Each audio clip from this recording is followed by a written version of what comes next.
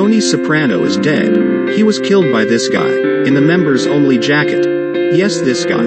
The one who is looking suspect at the counter. Almost every Sopranos fan knows this. But some in the Tony is alive camp have three main farcical reasons why they think he wasn't killed. I will debunk all these reasons one by one. Myth number 1. Tony is not the center of the show, therefore why would the end of his perspective be the end of his life? I agree, Tony is not the center of the show. However, Tony being or not being the center of the show was not the point of the final scene. The writers were simply using perspective switching as a narrative tool. Additionally, The Sopranos have switched perspectives before. Firstly, with Vito Spatafore's internal dialogue at the construction site in the cold New Hampshire winter. In this scene, Vito had just ran away from New Jersey and is trying to work a straight job. He has a long internal dialogue about waiting to check the time in order for the day to go by faster. No one would argue that Vito Spatafore is the center of the show.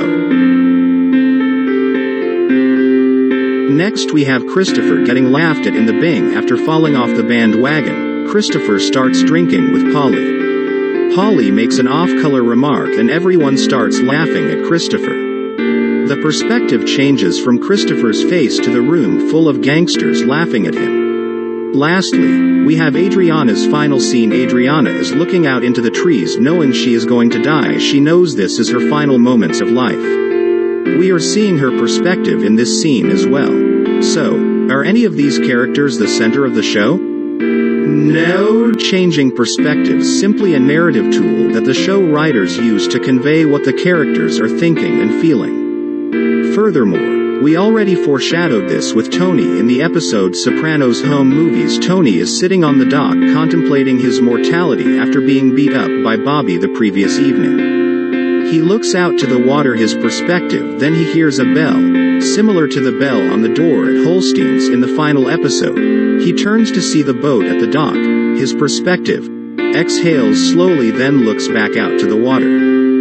This is an obvious attempt by the writers to introduce us to Tony's perspective. Myth number 2. The guy in the members-only jacket would have just gone in guns blazing and started shooting at Tony right away, instead of waiting at the counter.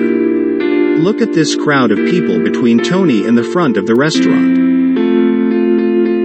The members-only guy has the look of a professional rather than a drugged-out junkie trigger man. He is relatively calm and patient and observational. Being an intelligent assassin, he knows Tony has escaped death before. In the Season 1 Episode 12 episode Isabella, Tony escapes two shooters outside of a newsstand. This is something that the assassin remembers.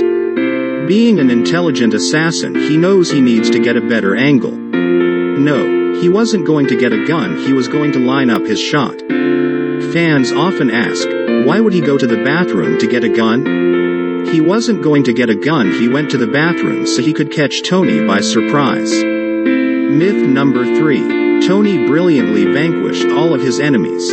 Who would be left to kill him? No, he still had quite a few enemies left.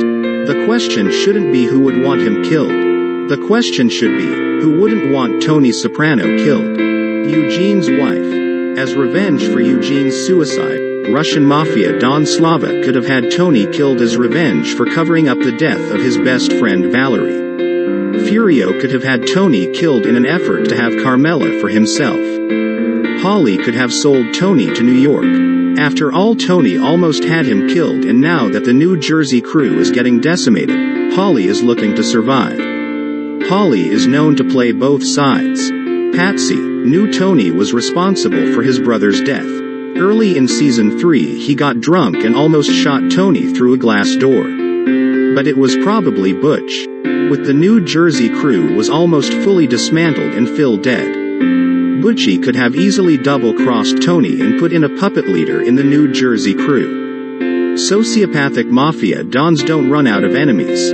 Lastly, why would show creator David Chase go through this elaborate setup for nothing? Oh, the members-only guy is a red herring. A red herring for what? The show is over. A red herring is defined as a false clue that leads the audience to a false conclusion. But the show is over, so there is no conclusion to misdirect us from.